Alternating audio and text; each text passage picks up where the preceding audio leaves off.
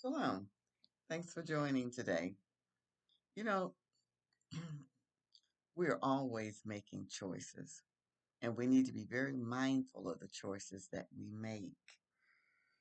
The law for the believer, and I'm talking about the Torah in the Old Testament, that is still binding for us today. The law for the believer is designed to restrain us, to keep us from gratifying the lust of the flesh, because we still are fleshly people, but we have to make sure that our choices are in line with Father, not with the world or our carnality. Because if you're in agreement with something that is not in agreement with Father, you know what you're in agreement with? You're in agreement with mess or danger or some other unrighteousness.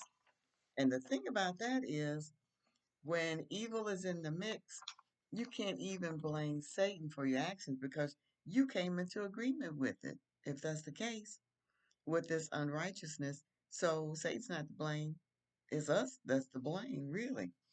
And when people don't have a fear of Jehovah to keep his commandments, they'll be influenced to make unrighteous and evil choices.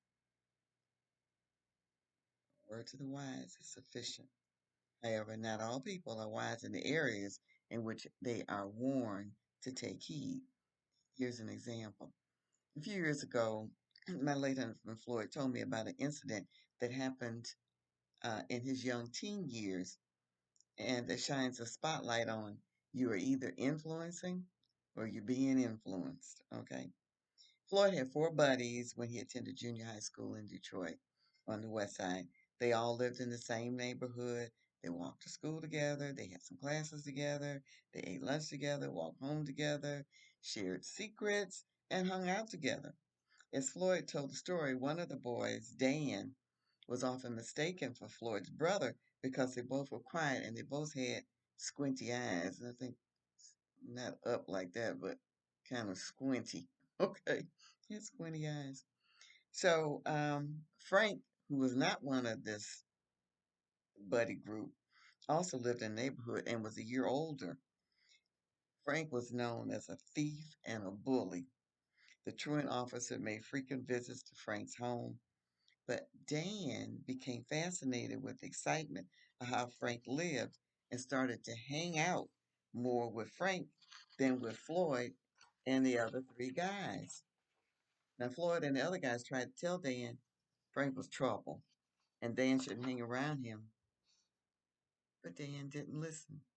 He let that excitement side of him overrule what his friends told him and what he probably knew himself, but he still wanted to be a part of that excitement.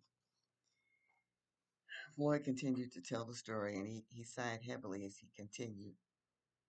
At 9 or 10 p.m. on a school night, okay, now I was never nowhere outside of the house at 9 or 10 o'clock on a school night.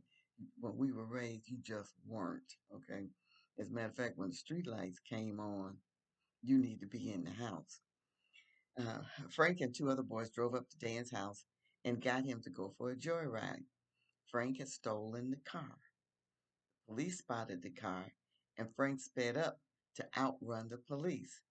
Dan panicked and jumped out the moving car.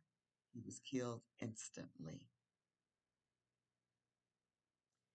Some decisions we make under the influence of others have results that cannot be reversed.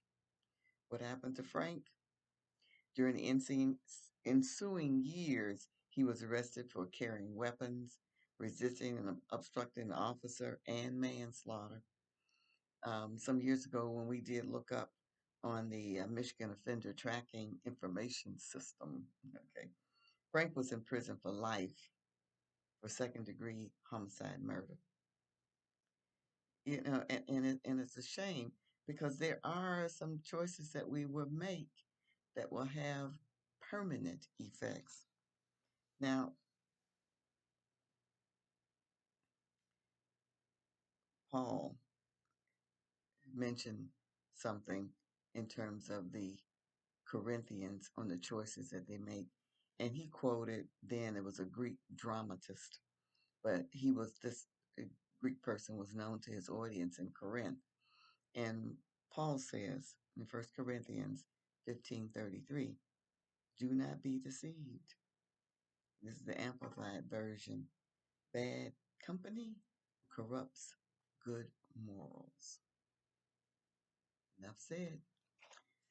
Thanks for joining me, and be sure to like and share and subscribe if you haven't. Shalom.